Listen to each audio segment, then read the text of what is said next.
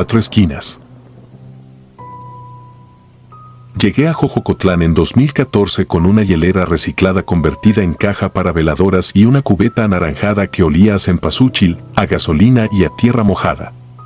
No soy de aquí, pero aprendí rápido dónde se pone la gente, qué entradas se abren primero y en qué tramo del muro pega el sol con rabia a mediodía. Me acostumbré a ver el cementerio como un mercado lento, con pasillos de lápidas, algunas floreadas, otras sin visita, y a escuchar la mezcla de rezos con música grabada que sale de bocinas viejas. Yo vendía velas chicas, cruces de madera, montoncitos de pétalos y unas coronas que amarraba con hilo de pescar para que no se deshicieran antes de la noche. Era trabajo y también un modo de quedarme cerca de los míos, aunque mis muertos estuvieran a cientos de kilómetros. La primera vez que vi al niño no me pareció raro. Tenía el cabello aplastado, camiseta gris con tierra en el hombro y un par de monedas en la mano. Se paró delante de mi mesa con la cara seria y señaló la cubeta. Dije el precio de los pétalos, acomodé una bolsa de plástico, bajé la vista para tomar el cambio y cuando volví a mirar ya no estaba. No escuché pasos, ni ese crujir de grava que delata a cualquiera. Solo quedó una sensación leve de aire frío, como cuando alguien pasa muy cerca sin tocarte. A esa hora el sol estaba alto, la gente iba y venía, así que me dije que se había metido entre la multitud. Lo dejé pasar. Volvió al día siguiente, a la misma hora. Las monedas eran las mismas, 1 peso y 50 centavos, y otra vez señaló la cubeta.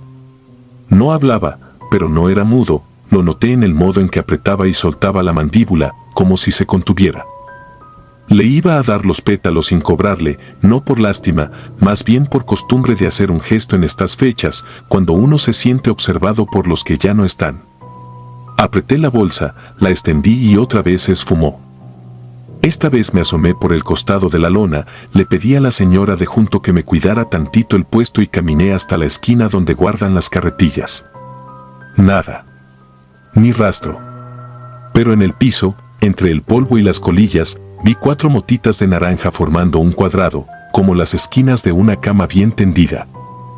Pensé en supersticiones y en gente que hace sus cosas de noche y me echó un sudor frío en la nuca, no miedo todavía, más bien la sensación de haber sido escogido sin permiso. La tercera vez fue el 1 de noviembre, casi al anochecer. El cementerio estaba ya lleno de luces, el humo del copal se pegaba en la ropa, la gente decía los nombres de sus muertos como quien toca una puerta. El niño apareció en silencio, pero yo ya lo esperaba. No quise bajar la vista. Lo miré y, por unos segundos, él me sostuvo la mirada. No había tristeza, tampoco alegría, había una insistencia limpia, casi trabajosa, como la de quien llega tarde a un compromiso. Extendí la mano hacia los pétalos.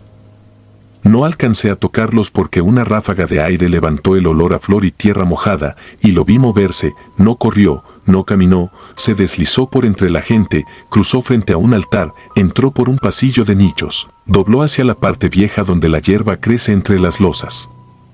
Tomé la bolsa, me colgué la lámpara al cuello y lo seguí, dejando el puesto a medias, sabiendo que esa noche nadie roba lo de la muerte porque nadie quiere que le roben su nombre. Pasé junto a la capilla de la Cruz Blanca y supe que él iba adelante porque de repente el olor a cempasúchil se hizo más fuerte, no como ramo reciente sino como polvo naranja calentado por una vela. A cada paso veía un hilo de pétalos aquí y allá, no un camino perfecto, sino señales dejadas deprisa. Di vuelta hacia el muro viejo y llegué a una sección con lápidas opacas, los nombres deslavados, los floreros de lata abollados. La lámpara alumbró un rectángulo de piedra quebrada con una foto ovalada maltratada por el sol. La imagen era la del niño. Misma camiseta, aunque en la foto se veía limpia, mismo cabello aplastado, misma línea de la boca.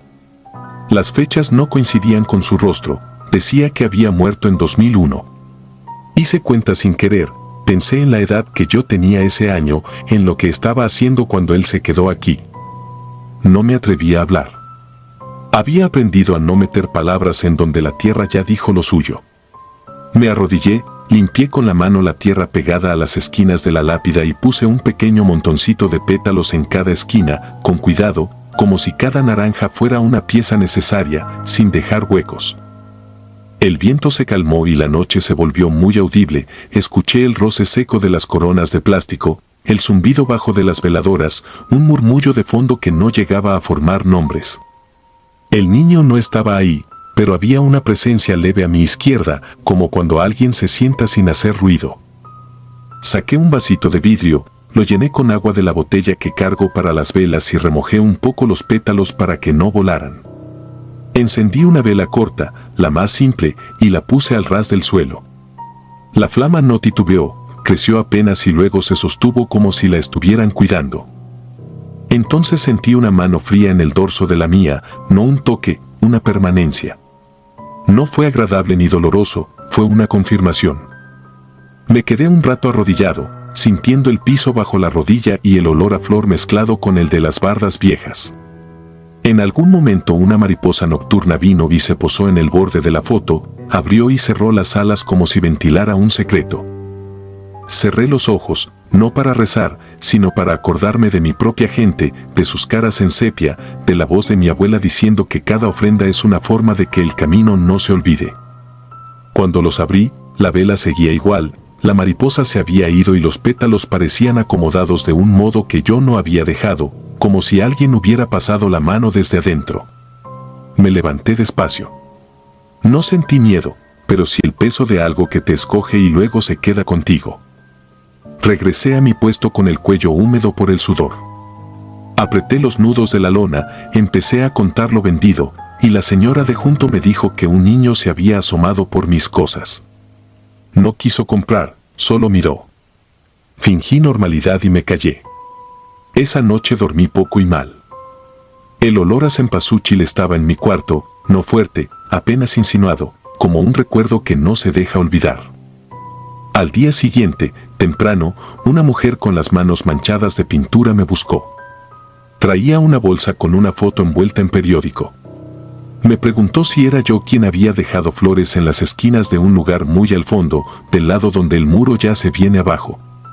Le dije que quizá, que había ayudado a muchas personas la noche anterior. Me contó que su hermana se fue a Estados Unidos hace años, que el niño de la foto era su sobrino y que desde entonces el nicho había quedado a su encargo, pero que a veces no alcanzaba, que todo se juntaba, que el trabajo y la vida. Dijo que había llorado al ver la piedra limpia y las flores en los 4 puntos y que había sentido que por fin alguien había entendido lo que él pedía. No supe qué decir. Me puso en la mano una calaverita de azúcar con las letras chuecas y se fue. La seguí con la mirada hasta que dobló por la capilla. Me quedé con la calaverita pegajosa, con el sabor dulce pegado a los dedos, con la certeza de que desde esa noche yo tenía una tarea. Ese año, y los que siguieron, volví a ese rectángulo cada 1 de noviembre. Acomodé 4 montoncitos perfectos, iguales, ni más ni menos, humedecidos apenas para que el viento no los levantara. Si sobraba una flor, la deshojaba y repartía los pétalos para que no quedara ninguno sin nombrar. Había gente que me preguntaba qué hacía, otros me imitaban y ponían esquinas en sus tumbas. No decía mucho. Solo repetía el gesto. Una vez, enfermo de gripe, llegué tarde. Abrí el puesto, colgué la lámpara y un olor sordo a tierra húmeda y a camisa de niño me golpeó el pecho. En el piso, a un lado de mi cubeta, había 4 montoncitos perfectos formando un cuadrado. No había viento.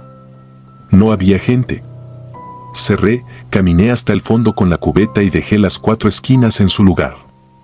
El olor se fue de inmediato, como si hubiera cumplido su ruta. En 2019 dejé de vender en el Panteón.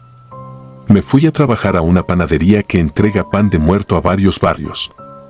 El 1 de noviembre pedí el turno de madrugada. Antes de repartir, me di una vuelta por Jojocotlán. Entré como visitante, sin mesa, sin cubeta. Caminé hacia el fondo despacio, casi sin respirar para no romper nada. La lápida seguía vieja, la foto ovalada maltratada, pero las esquinas estaban hechas con pétalos frescos. No eran mías. Eran más precisas, como dibujadas con una regla que yo no tengo. Puse la mano sobre el rectángulo frío y sentí otra vez esa permanencia leve, esa confirmación que no es voz pero que pesa. Me fui sin prender vela para no entrometerme. Al salir, El guardia me saludó como si me conociera de siempre. No pregunté nada. Escribo esto para no olvidarme y para pagar mi parte del trato. En estas cosas la deuda no se salda con dinero ni con promesas dichas en voz alta. Se paga con constancia, con gestos exactos, con el cuidado de no romper el silencio cuando el silencio es la única forma de hablar. Si alguien me preguntara qué fue lo que vi realmente, diría que vi a un niño insistiendo en las esquinas, en la forma de una cruz que no se traza arriba sino abajo, en el lugar donde la piedra toca la tierra. Diría que el miedo no fue el de una aparición, sino el de reconocer que a veces te eligen para hacer lo que otros no alcanzan, y que desde entonces el olor a cempasúchil no me anuncia una fiesta, me recuerda un encargo. Cada otoño, cuando empiezo a cortar el pan con la plantilla del hueso, el anaranjado me llega a la nariz, y sé que en algún lugar, a la hora en que la gente empieza a decir nombres, hay 4 montoncitos respirando una flama pequeña, diciéndome que no llegue tarde. El muerto vestido. Entré al turno nocturno del cementerio municipal San Vicente a finales de 2019 porque necesitaba el dinero y porque creí, con una soberbia que hoy me avergüenza, que los muertos no tienen fuerza para asustar a nadie. Mi abuelo había sido velador ahí en los 70 y renunció sin explicación. A veces, cuando se quedaba dormido en la hamaca, murmuraba que no se callaban jamás. Yo pensé que eran cosas de viejo. Abrí el portón a las 8 en punto, pasé lista en la bitácora, guardé el radio en el bolsillo y caminé por la avenida central, un pasillo de concreto vestido de cipreses que, al mecerse, parecían rendir luto a algo que aún no ocurría. El cementerio es un sitio práctico si no le carga símbolos, 2 capillas, un osario general bajo la explanada, 3 hileras de nichos a cada lado y, al fondo, la sección de tierra pobre, tumbas bajas con cruces de varilla, fotos lavadas por el sol y vidrio roto enterrado como si protegiera a alguien. La electricidad llega mal, a ratos el alumbrado da un brillo de acuario. Los drenajes de los nichos respiran por tubos metálicos que asoman como flautas torcidas, cuando sopla del mar, todas se quejan a la vez. Me asignaron junto a Felipe, que llevaba años ahí, flaco como poste, manos siempre manchadas de cera, obsesionado con radios de onda corta y grabadoras. Lo conocían porque anotaba cosas raras en un cuaderno, lloviznas que se volvían aguaceros, nombres que luego aparecían en la lista de defunciones, apagones a tal hora. Avisa el viento, decía. Nunca lo escuché bromear. No era un loco de gritos, llevaba su demencia con cuidado, como quien cuida un candil para que no se apague. La primera noche que pasamos juntos me pidió que barriera detrás de la capilla chica. Ahí huele distinto, a flores húmedas y metal oxidado. Mientras juntaba hojas, oí mi nombre. No fue imaginación, ni un susurro que confundes con hojas. Lo oí claro, delgado, como pronunciado entre dientes, aquí. Miré hacia los tubos de un nicho familiar, vibraban apenas. Dejé la escoba y me acerqué. No repetí mi nombre en voz alta por vergüenza. Solo apoyé la oreja en el mármol helado. Sentía dentro una brisa tibia, con olor a medicinas. Me separé y me reí solo. El ruido siguiente fue un golpe en seco dentro de la capilla, como cuando se cae un reclinatorio. Felipe ya estaba ahí, con la llave maestra. Abrió, revisó el piso, encendió un cirio y lo puso frente al altar. No dijo nada. Salimos y registramos la periferia. Los perros callejeros no cruzan del barandal, se detienen a mirar, como si el patio fuera de alguien que no tolera interrupciones. A medianoche, Felipe anotó en su cuaderno, se va la luz a las 2:19. Llega visita a las 3:42. No abrir. No le pregunté cómo lo sabía. A las 2:18, la luz bailó y se apagó. Quedamos con las lámparas y con el brillo mínimo de los cirios que la gente deja sin permiso. A las 3:40, un coche se estacionó frente al portón. Yo fui, con miedo que parecía prestado, y una mujer me pidió entrar a dejar flores al bebé de su hija. La reglamentación prohíbe visitas nocturnas, se lo expliqué. Ella no lloró ni insistió. Solo dijo, volvemos mañana. Anoté la hora en la bitácora. La mujer regresó al coche y se fue despacio. Me temblaron las manos cuando, al pasar página, vi que Felipe ya lo había escrito. No quise admitir que me estaba ganando el cementerio, así que me refugié en el orden. Revisaba candados, drenaba agua de floreros, tomaba fotos de vidrios rotos para el reporte. Lo práctico protege. Pero por las madrugadas, la práctica no basta. A veces, los tubos exhalaban palabras que no eran cualquier cosa, listas de apellidos, fechas cruzadas, apodos que uno solo aprende en velorios. No eran alucinaciones, eran datos. Y había otra cosa, un jadeo lento, como si alguien subiera escaleras invisibles bajo el piso. La noticia de las rares de Felipe se había vuelto rumor de barrio, pero todo estalló una noche de enero. Yo hacía ronda por la sección de los nichos nuevos cuando oí el portazo de la capilla grande. Corrí. La puerta estaba cerrada por dentro y la cerradura forzada. Llamé por el radio.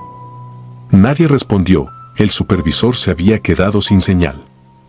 Pegué la cara al vidrio. Vi una figura de espaldas, la sotana colgada en una silla y el claro de una piel que no debería moverse. Golpeé. Afuera, el viento arrimó más hojas a la puerta. Adentro, alguien tarareaba una canción sin letra. Felipe abrió. Tenía la mirada perdida y los dedos teñidos de tierra. Detrás de él, sobre una mesa, estaba un cuerpo ladino, bajito, con la mandíbula sostenida por una venda.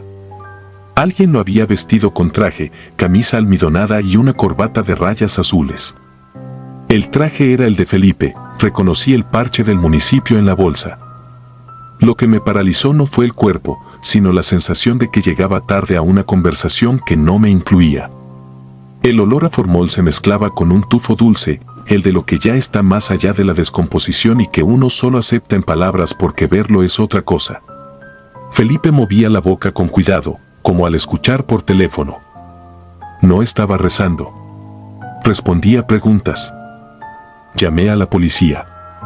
Llegaron 3 patrullas y con ellas el comentario que nadie dijo pero todos pensaron, que por fin agarraban al loco. Entraron, esposaron a Felipe, lo sacaron entre reclamos y risitas nerviosas. Me quedé en la puerta con un agente que no quiso mirar la mesa. A minutos, llegaron 2 trabajadores de una funeraria cercana, recogieron el cuerpo con oficio y discreción, como si hicieran favores todos los días, y lo devolvieron a su lugar de origen sin levantar acta. Esa madrugada no dormí ni un minuto. El cirio frente al altar se terminó a las 5, cuando el cielo empezaba a aclarar por el oriente. El humo subía derecho, sin moverse, aunque el viento corría por los cipreses. Felipe desapareció esa misma semana. Me dijeron que lo llevaron a la comandancia, que firmó algo y que lo soltaron por la mañana, que lo vieron caminar hacia el norte, junto a las vías, con la camisa sin parche. Nadie volvió a verlo. Su cuaderno quedó en mi caseta, entre la caja de herramientas y los guantes de carnaza. No quise abrirlo en días. Cuando lo hice, ya no rechinaba la espiral.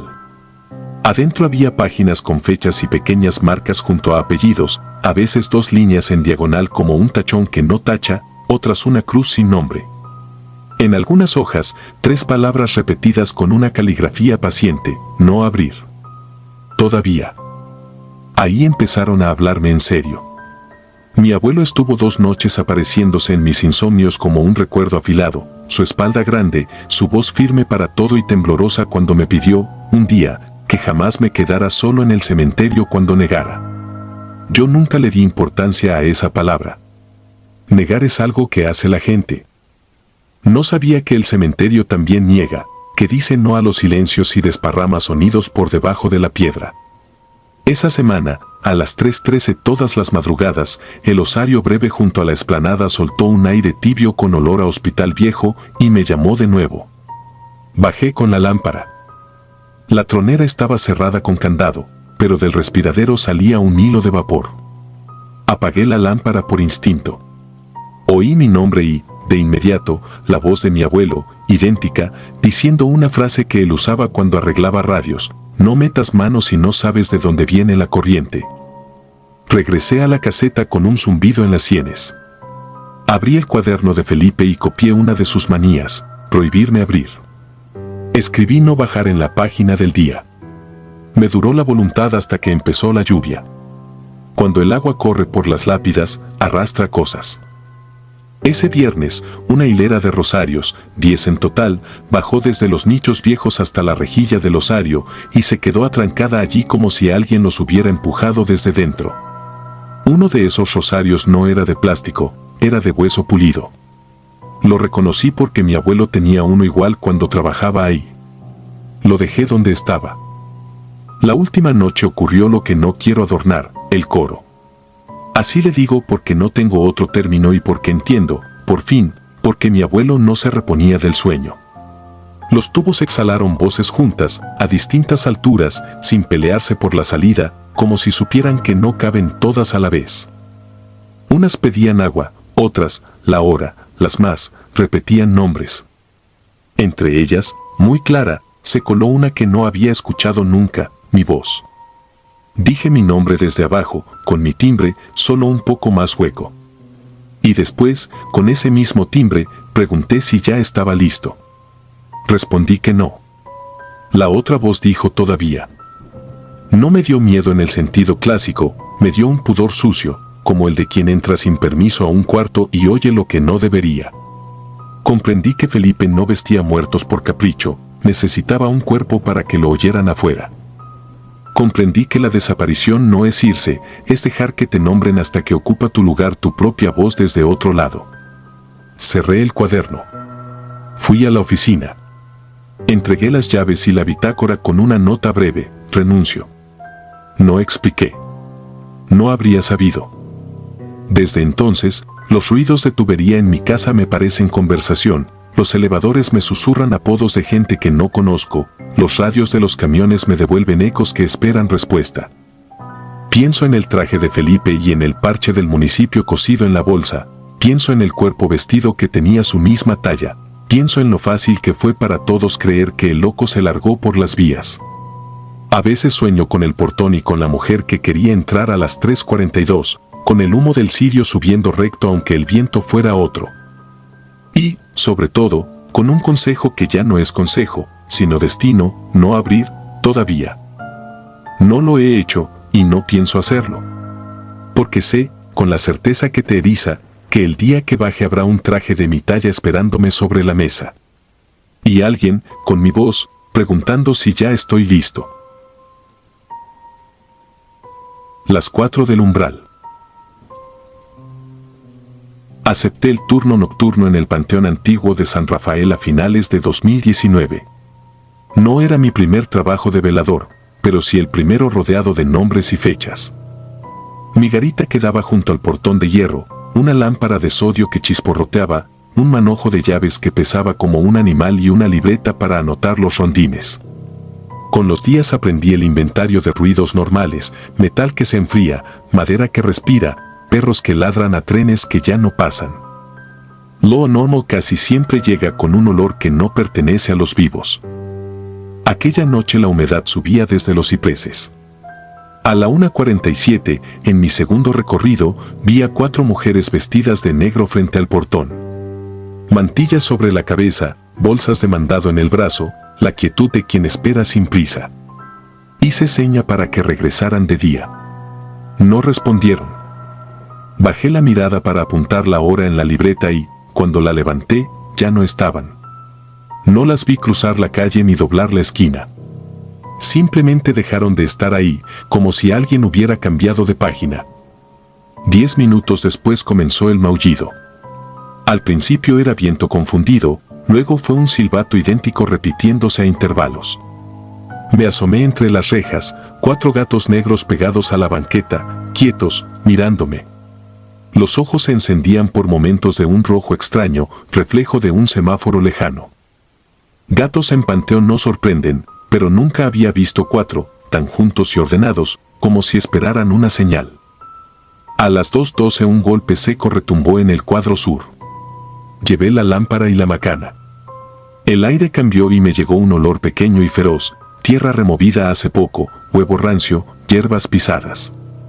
El estruendo venía de una capillita descascarada, el portavelas se había desplomado. A un costado, la cruz de pirul estaba clavada al revés sobre un círculo de tierra floja. Con los guantes aparté despacio. A pocos centímetros apareció plástico negro apretado con listón rojo y alambre. Pesaba poco, pero despedía un calor tibio, como si detrás latiera algo. No lo abrí del todo. Bastó asomar lo suficiente: fotos impresas con rostros rayados, mechones de cabello amarrados con hilo, uñas endurecidas, un muñeco de trapo atravesado por alfileres, papeles con rezos al revés y un polvo gris que no era ceniza común. Volví a envolver por instinto. Quemarlo ahí no me pareció buena idea. Enterrarlo de nuevo, menos. Recordé algo que me dijo el velador anterior, un hombre que no perdonaba chismes pero sí temores: si algo insiste en entrar de noche, cuélgale el camino de rosarios para que se quede afuera. En el cajón de la garita había varios rosarios olvidados. Tomé 4. El panteón tiene 4 accesos, el portón principal y 3 puertas chicas hacia calles distintas. Coloqué un rosario en cada entrada, amarrado alto, rozando el marco. Fundí cera de veladoras que siempre quedan a medias y la dejé caer sobre las bisagras, como si sellara una grieta. Mientras ataba el cuarto, escuché pasos cortos del otro lado, pasos de persona mayor. El metal vibró, apenas. Después llegaron los maullidos, ahora pegados a la reja, ahora con un tono delgado que por un segundo pareció llanto de niño. Tragué saliva sin pensar en nada más que en apretar el nudo. Volví por el paquete, lo metí en un balde y salí por la puerta lateral que da al taller de marmolería. Levanté el balde por encima del rosario sin tocarlo. Se me erizó la piel, como si el aire de ese lado pesara más. Caminé hasta la esquina, donde el pavimento se rompe y comienza un lote baldío. Con una varilla abrí un hoyo lo bastante hondo para no tropezar con él después. Eché sal gruesa, la que sobra en los costales de las coronas, bajé el bulto, lo cubrí y lo apisoné. El olor se apagó al instante, como si le cerraran una llave. De regreso miré el portón. Los 4 gatos seguían afuera, alineados, con los ojos encendidos por el semáforo, inmóviles como si estuvieran posando. Revisé las cámaras. En la del portón, los 4 puntos negros parecían soldados. En la del cuadro sur, la tierra recién acomodada era una mancha lisa. En la del osario, el cuarto donde guardamos huesos de fosas comunes, no vi movimiento, pero por el micrófono se coló un golpe sordo, como de caja que se asienta. Abrí la libreta y anoté cada cosa con letra pequeña, cuidando los tiempos. A las 3 la noche suele estirarse o romperse. Esa vez se rompió. El candado del portón vibró sin viento. Los rosarios tintinearon como si dedos invisibles los rozaran. La puerta norte gimió en seco. Respiré por la nariz, corto, y me quedé quieto. Aguanté hasta que el oriente empezó a blanquear los mármoles. En el cambio de turno, el encargado miró las bisagras manchadas de cera. Le dije que habían estado forzando entradas. Me dio una mirada de quien ya escuchó peores explicaciones y, antes de irse, dejó caer una frase que no pedí: años atrás, alguien sacó un bulto parecido. A los 2 días amanecieron 4 patas de gallina amarradas al portón.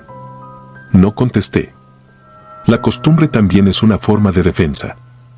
Las noches siguientes llevé mis propios rosarios, de alambre y cuentas de madera. Los colgué en las mismas 4 entradas y dejé un puñado de sal en cada bisagra. El primer maullido llegó, puntual, a la 1:30. Ya no volví a ver a las mujeres de negro, pero siempre había 4 sombras de gato sobre el pavimento, apareciendo y deshaciéndose sin correr, como si la calle los respirara. La luz les hacía los ojos rojos o verdes según el ángulo. El portón dejó de vibrar.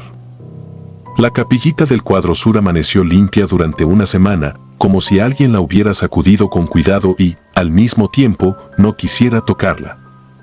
La 8ª noche encontré algo nuevo. En el sendero hacia la fosa común, sobre tierra blanda, 4 huellas de gato se convertían, en un tramo corto, en huellas pequeñas de zapato, tacón gastado, como de anciana. No eran perfectas, pero estaban.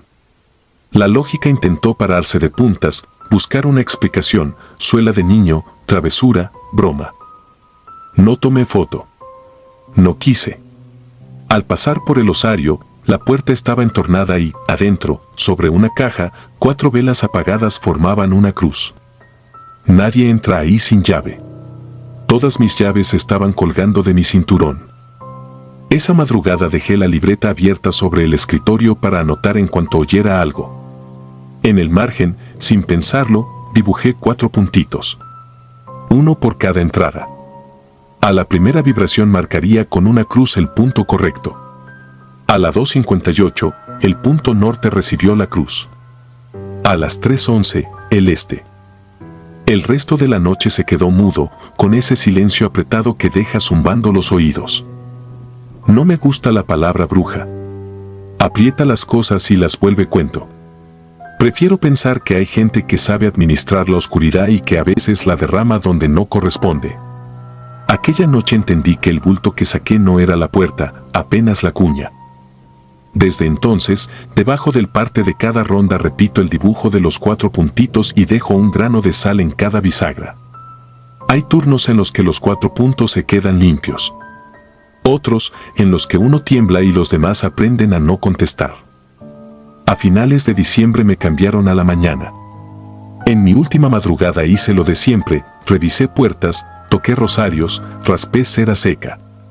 En la cámara del portón, 4 gatos miraban fijo al lente, como si supieran dónde estaba yo detrás de la pantalla.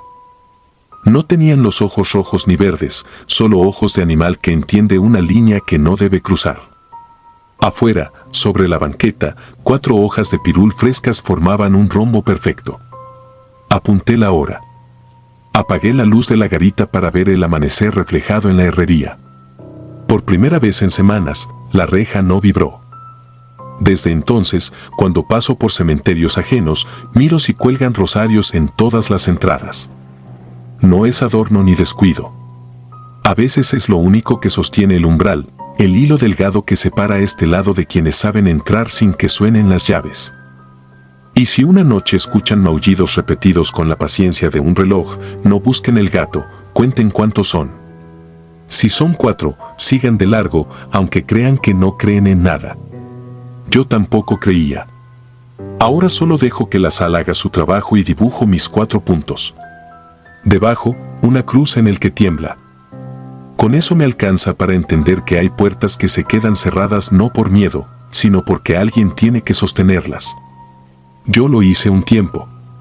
Luego me fui, y las mujeres de negro, o lo que sean, siguieron esperando del otro lado de la reja, quietas como la banqueta, con la paciencia de la piedra. Y los gatos, también de a 4, mirando la cámara hasta que el sol les apaga los ojos. El niño de cal. Mi nombre es Rodrigo y crecí en un barrio al margen de la carretera vieja a San Ignacio, en Sinaloa.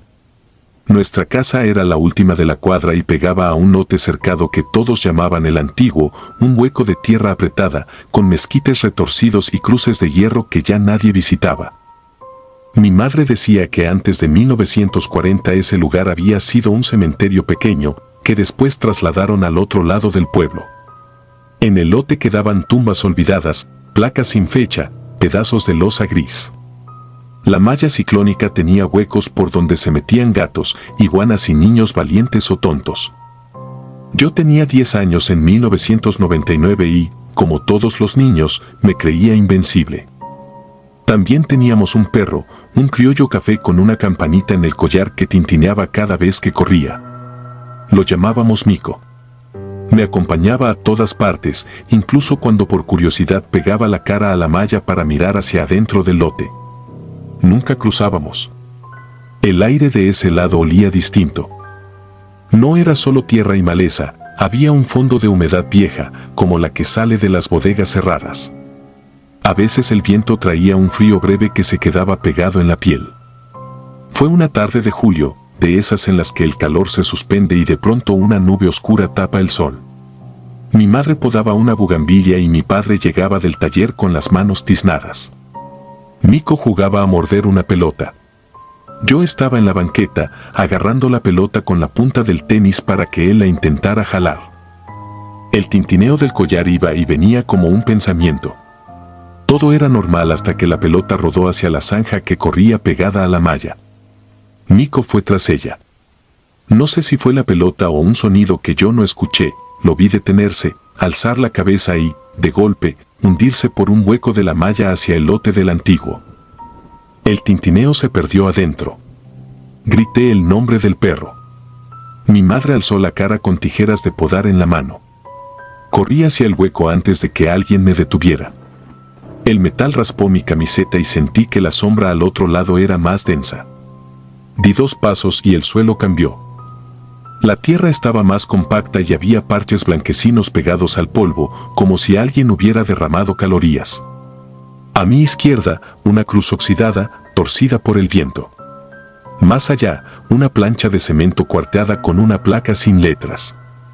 El aire aquí no olía a lluvia. Olía a cuarto cerrado, a pozo, a algo que ya no pertenece del todo a este lado. El collar de Miko sonó a la derecha, breve, nervioso, y luego se cayó. Seguí el ruido entre arbustos de ruda y pedazos de lápida. Todo lo demás se fue quedando atrás, la voz de mi madre, la calle, los vecinos. Solo permanecía el silencio inflamado del lote. Lo vi antes de estar listo para verlo. Miko estaba inmóvil, como si alguien lo hubiera apagado, en brazos de un niño sentado sobre una tumba baja. El niño no debía tener más de 8 años, pero no era un niño como los demás. Su piel era de un gris deslavado, con manchitas blancas que parecían polvo pegado, y tenía las uñas largas, finas, como láminas de obsidiana. La ropa le colgaba sin color, una camisa que pudo haber sido blanca alguna vez. No me miraba directamente, pero sabía que yo estaba ahí. Sus dedos pasaban por el lomo de Miko con una lentitud demasiado cuidada, como si contara costillas. En cada caricia se levantaba un polvito blanquecino que flotaba y se me metía a la nariz con un olor áspero, calcáreo. Quise gritar, pero la garganta se me apretó. Quise correr y los pies no respondieron. Miko no temblaba ni jadeaba, estaba rígido, con los ojos abiertos, no sé si mirando o si el miedo se los había fijado así. Hubo un momento, mínimo, en que pensé que todo tenía explicación, un niño del barrio jugando una broma, una estatua, una ilusión por el susto. Pero el aire se volvió más frío, me rozó la piel y me dejó una capa de humedad salada. El niño alzó la cabeza. No recuerdo sus ojos con claridad, no porque los haya olvidado, sino porque eran una cosa sin color, pálidos hasta perderse en el gris de la cara. No me habló, no sonrió. Solo dejó de acariciar a Miko y, con un gesto que no supe si era entrega o desprecio, soltó el cuerpo del perro sobre la plancha de la tumba. El sonido fue seco, un golpe leve pero real, que me sacó del hechizo. Corrí hacia Miko. Estaba helado. No frío de sombra. Helado como si lo hubieran metido en agua de pozo. La campanita pendía muda. Lo cargué contra el pecho, el peso conocido alterado por la rigidez. Miré de reojo al niño. Seguía sentado, con los dedos extendidos, despacio, como si todavía rozara un animal invisible. De cada punta caían migas de calorías. No hice preguntas, no dije nada. Planté los tenis contra la tierra dura y volví a donde estaba el hueco de la malla sin apartar los ojos del suelo, porque no quería saber si el niño venía detrás o si no venía. Sentí algo en la nuca, un interés sin afecto, como si uno estuviera de paso por la mirada de otro. Salí del lote, me raspé el brazo con el alambre, tropecé y caí de rodillas en la banqueta con Miko contra mí. Mi madre dejó las tijeras. Mi padre soltó las llaves del taller. Me quitaron al perro de los brazos para envolverlo en una toalla. Quizá dije palabras sueltas, quizá solo balbuceé el hueco de la malla y la tumba baja y las manos del niño. Me temblaban los dedos y tenía el antebrazo manchado de blanco. Mi madre frotó y el polvo no se quitó del todo, quedó un resto metido en los poros. El frío de Miko se me transfirió al pecho. Por la noche el perro durmió pegado a mí, pero no dormimos. En algún punto, su campanita sonó sin moverse. Mi padre, que siempre ponía explicaciones a todo, dijo que era el viento, que la campana colgada en la cocina se había movido, que yo estaba sugestionado por los cuentos del barrio. Se habló poco del tema con palabras completas. Mi madre, al día siguiente, fue a la ferretería y compró varilla, malla nueva y costales de cemento. Mi padre levantó una barda de bloques separando la casa del lote. Antes de colocar el último tramo, esparció alrededor del cimiento una capa de cal viva, cosa de albañil, dijo, para secar la humedad de la tierra. Yo entendí otra cosa y no lo dije. Las manos me olían a polvo viejo. Mico recuperó el calor pero no su ánimo. Evitaba la barda con la cola entre las patas. Si yo salía a la banqueta, se iba conmigo, pero no soltaba la mirada del borde superior de los bloques como si algo pudiera asomarse por encima. Esa semana escuché el mismo sonido 2 veces, muy cerca de la medianoche, un golpecito lento y parejo, como dedos que repasan piedra con paciencia. Venía del otro lado de la barda. Me levanté sin encender la luz y apoyé la oreja en el bloque. El concreto estaba tibio por el día y frío por dentro. Entre un golpe y otro, respiraba el silencio. A la tercera noche, me quedé dormido junto a la pared y soñé con una plancha gris y un nombre borrado. Desperté con el hombro cubierto de un polvillo blanco que no venía del yeso del techo. Mi madre dijo que seguro era harina, mi padre insistió en que eran mis inventos, que el lote no guardaba nada más que fierros viejos y mala hierba.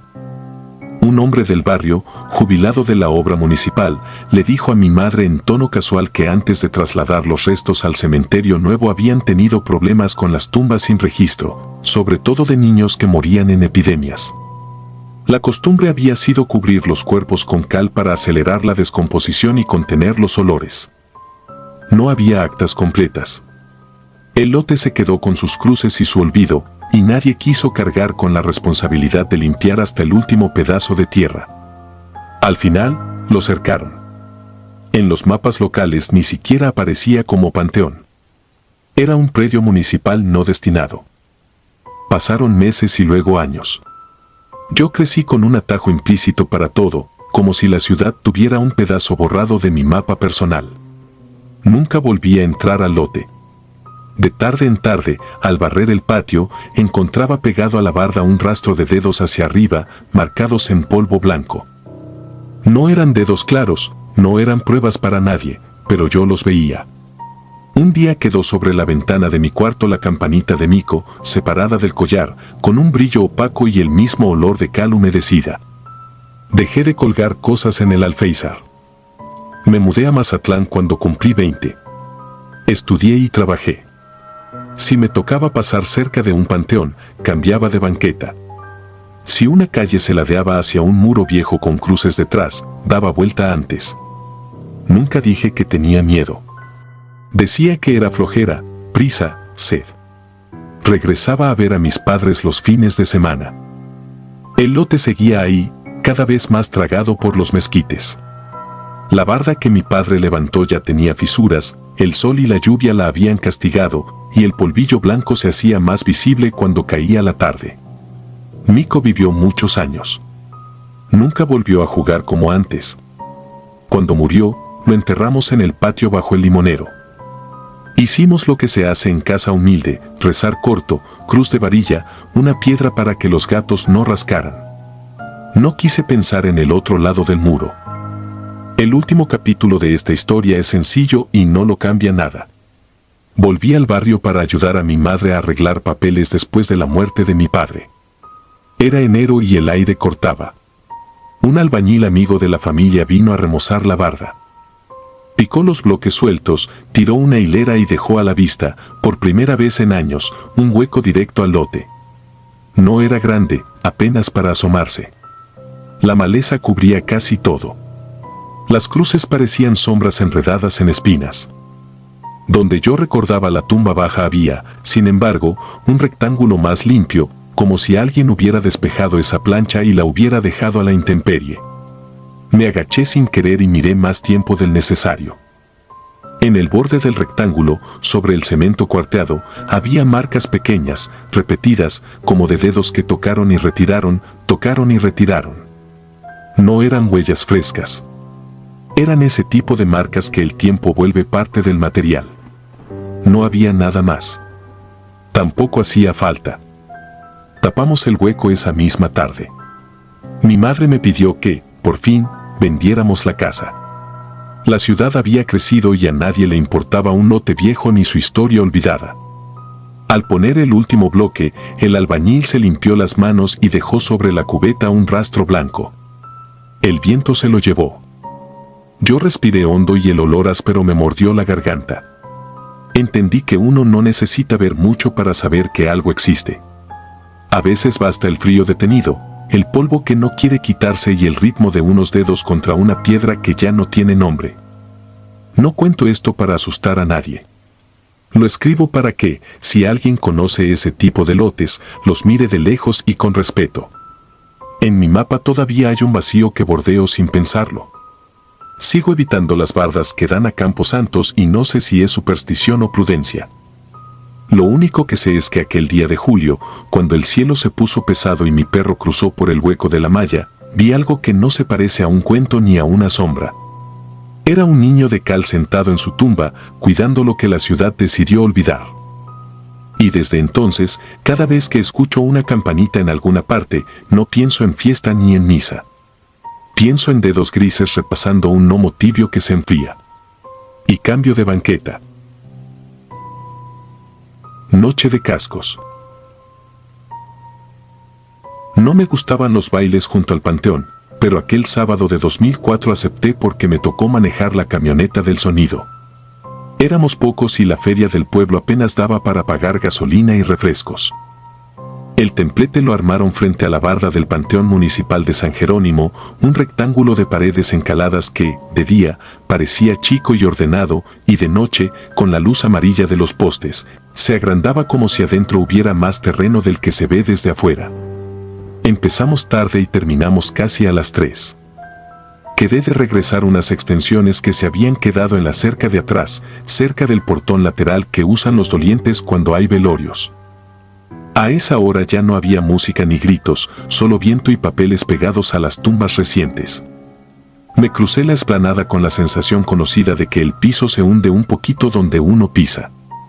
Don Tomás, el cuidador, me había contado esa semana que algo con cuernos andaba rondando por las madrugadas, que lo había visto brincar de la barda a la calle con una facilidad rara.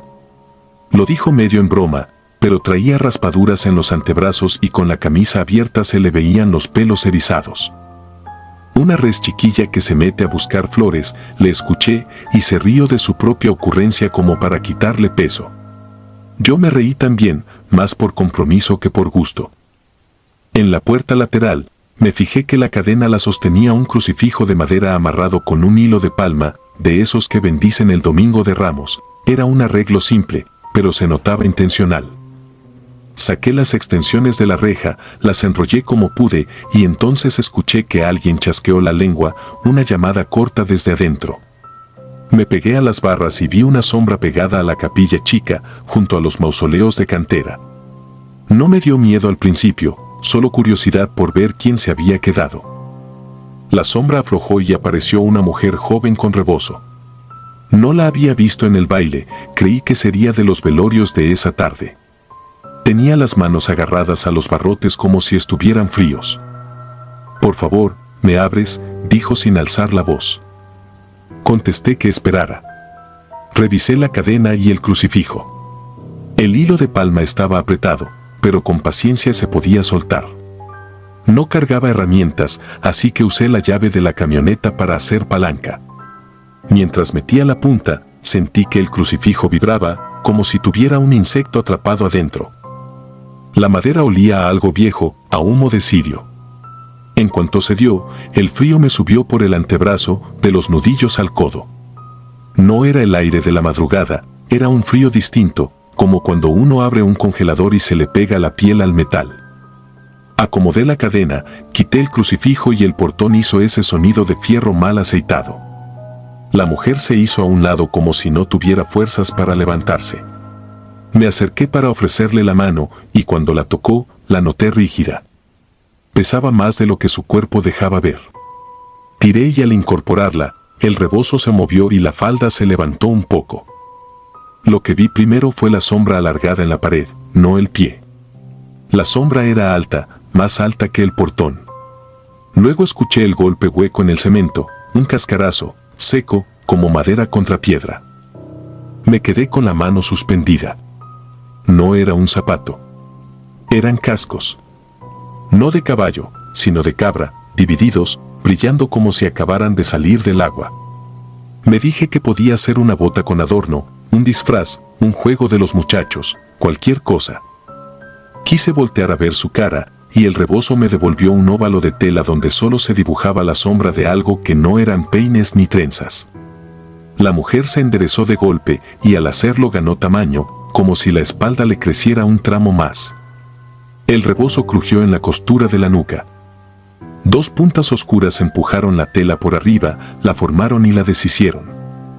Gracias, dijo con la misma voz, pero quedó otra pegada a esa palabra, un milisegundo después, como eco dentro de un cuarto chico. No corrí en ese momento. Algo me dejó clavado, no sé si el frío, la vergüenza, la idea de que si corría iba a salir peor. Vi la puerta abierta, la cadena colgando y el crucifijo en mi mano. Me eché el crucifijo al bolsillo y me hice a un lado. La mujer pasó, y el suelo bajo sus cascos dejó marcas como de humo sobre el cemento. Caminó despacio hacia la calle. No era torpe ni temblorosa, sabía dónde apoyarse. Los perros de la cuadra, que antes habían ladrado a la nada, se callaron. El viento se acomodó y todo lo que estaba suelto dejó de sonar. En la luz del poste, su altura se volvió una medida absurda para una persona, su sombra cruzó el asfalto hasta el camellón y ahí se detuvo como si midiera el espacio. Me acordé de don Tomás, de los cuernos que dijo haber visto, de la res. Me acordé del crucifijo que había quitado. El portón, abierto. La mujer volteó un poco la cabeza y el rebozo dejó asomar la curva de algo duro, no cabello, no hueso humano. La tela se tensó y regresó a su lugar. No me miró con ojos porque no vi ojos, pero sentí la mirada a prenderme las costillas. Reaccioné tarde, empujé el portón con todo el cuerpo, bajé la cadena como pude y metí el crucifijo en medio. No hice nudo, solo lo crucé, y el hilo de palma agarró por sí solo, o eso me pareció. Del otro lado, los cascos golpearon una vez. Vibró la reja. El crucifijo, caliente en el centro, como brasita. La mujer no intentó pasar, solo olió el aire. El olor llegó a mí, animal húmedo, cobre, tierra recién abierta. Luego se alejó hacia la calle principal y desapareció tras las sombras de los árboles, con un ritmo de pasos que no existía en ningún bailable. No dormí esa noche. A la mañana siguiente regresé con pretexto de ayudar a don Tomás a barrer hojas. Me enseñó, sin decirlo, unas huellas raras en la orilla de los nichos, media luna marcada en el polvo con un avance largo, demasiado largo para una cabra. Sobre una tapa de cemento quedaron raspadas unas rayas paralelas, como hechas por algo duro. En la barda de atrás, la del arroyo, había un mechón enredado en las púas de una malla vieja. No era cabello, tampoco lana, una fibra áspera que lastimaba al tocarla.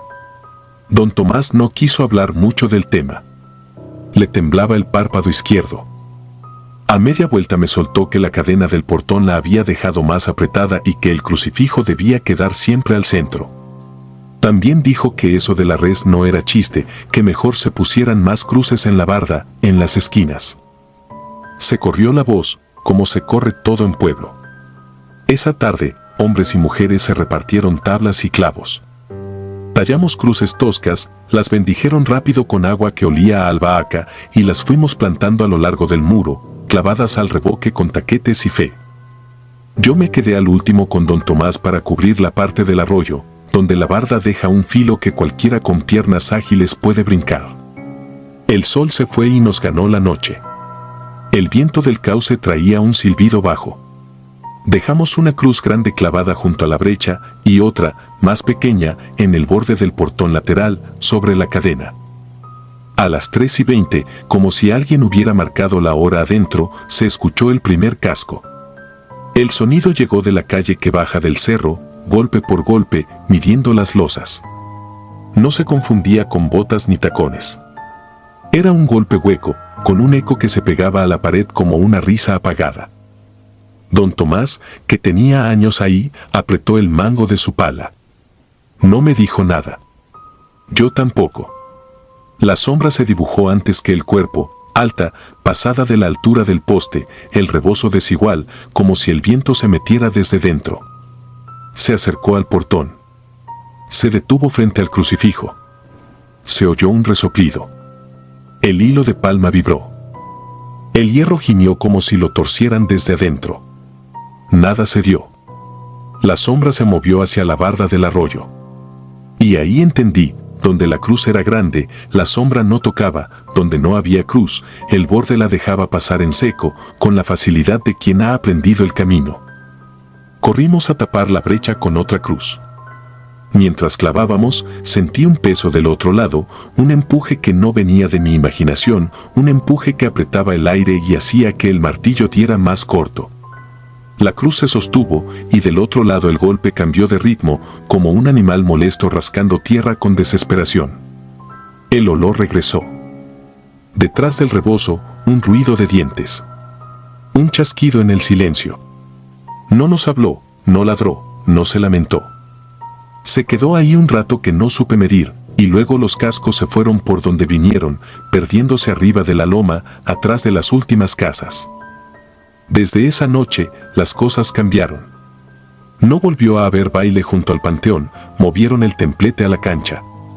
Las vecinas empezaron a dejar cuchillos en cruz detrás de las puertas. Los perros ladraban al cerro a la misma hora, como si a alguien le molestara que le plantaran cruces en su camino. A mí me tocó seguir pasando por ahí algunos meses, porque trabajaba cerca y me quedaba de paso. Cada vez que miraba el portón lateral, veía las marcas en el hierro, rayas como hechas con piedra y paciencia. Una madrugada, el crucifijo amaneció ligeramente torcido, el hilo tenso, las astillas negras en las puntas, como si lo hubieran sostenido manos con hollín.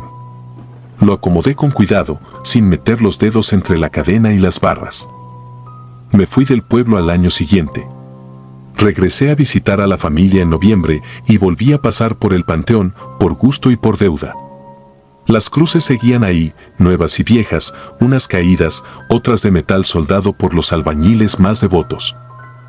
En la esquina del arroyo habían colocado 3, una encima de otra, y aún así, a esa hora en que cae el sol y los nombres en las lápidas se vuelven líneas grises, se oía, muy lejos, un golpe hueco, espaciado, como si alguien contara pasos con calma. Me quedé un rato frente al portón lateral. El crucifijo, ahora barnizado, brillaba con la luz del poste. Tenía marcas, lo juro, marcas pequeñas como de dientes, en el borde inferior. No me lo imaginé, pasé el pulgar y sentí los dientes de la madera. No me gusta dar explicaciones, ni quiero convencer a nadie.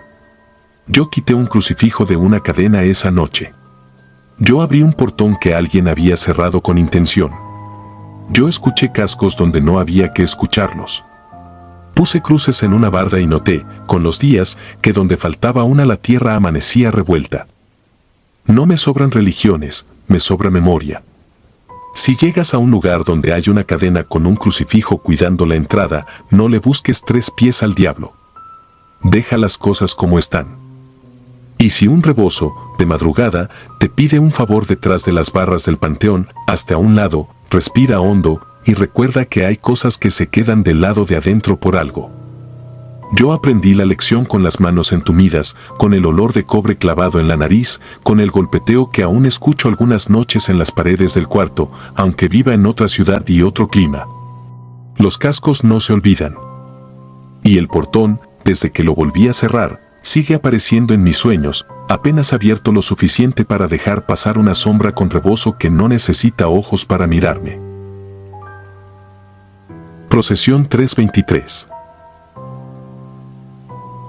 Me llamo Martín Lira y durante 2 años trabajé como encargado diurno en el Panteón Municipal de San Lorenzo, un pueblo al sur de Sinaloa. Era 2019, temporada de calor con noches pegajosas y mosquitos que zumbaban como cables flojos. Mi puesto era sencillo: abrir a las 8, atender trámites, coordinar fosores, revisar nichos, llevar el libro de entradas y, si tocaba doble turno por falta de personal, quedarme a dormir en la caseta para arrancar temprano al día siguiente. La caseta estaba junto a la reja principal, una estructura vieja de hierro verde con un candado pesado que olía a moneda y humedad. Teníamos una cámara apuntando a la entrada, modelo barato, cableado remendado con cinta negra, suficiente solo para darnos la sensación de control.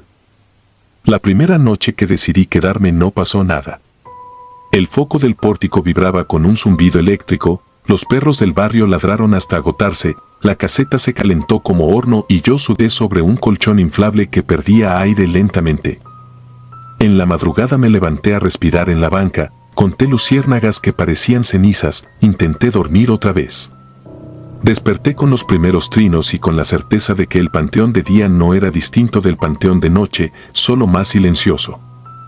La segunda noche fue otra cosa. Terminamos tarde un dictamen de exhumación y el velador, un hombre de barba rala llamado Ezequiel, me dijo que él haría su ronda y que yo cerrara bien la caseta, que no dejara el termo en el suelo por las hormigas, que no atendiera a nadie fuera de horario. Hablaba poco, caminaba con los hombros hacia adentro como si cargara una mochila invisible y acostumbraba a voltear a mirar la reja cada 5 minutos. A la 1 ya todo estaba apagado salvo el foco del pórtico y la luz del baño. El calor pegaba como trapo mojado en la nuca. Me acomodé de costado, escuché una rama raspar la lámina del techo, conté lentamente para no pensar. A las 3:23 me despertó un vacío extraño en el estómago, el tipo de vacío que precede a un desmayo. Hubo un silencio breve, más pesado que cualquier ruido. La cámara parpadeó como si alguien hubiera desconectado y conectado el cable. El zumbido del foco cambió de tono, primero más bajo, luego casi agudo, y la reja chirrió con un gemido antiguo. Pensé en un viento súbito que hubiera empujado la hoja, pero no había viento. Pensé en Ezequiel, pero no vi su silueta. Me asomé por la ventanita de la caseta y vi la cadena suelta colgando como una lengua, el candado abierto apoyado en el poste y la reja apenas entornada. Al principio me pareció una broma pesada. No vi a nadie afuera. Luego aparecieron, no por la calle sino ya dentro del marco de la entrada, uno detrás de otro, sin prisa y sin ruido de pasos, una procesión de figuras pálidas como yeso húmedo. Los conté sin querer, 9 al comienzo, luego más, quise llegar a 14 o 15 pero me perdí.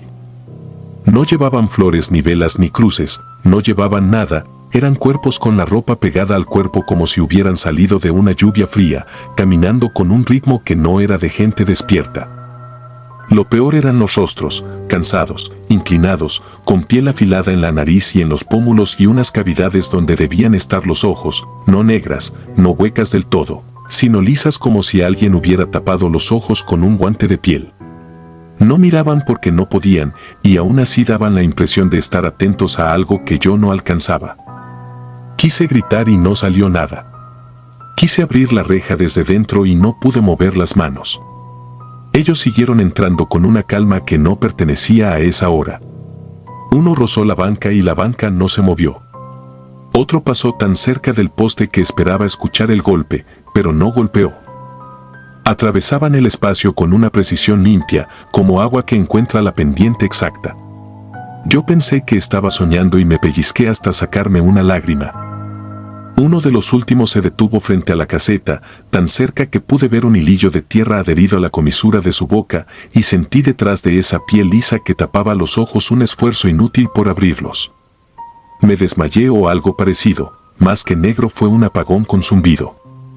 Desperté sudado, con la boca seca y una sensación de haber corrido sin moverme. La reja estaba otra vez cerrada, la cadena pasada y el candado con llave, y eran las 4:07. Fui al baño, me lavé la cara, no quise encender más luces.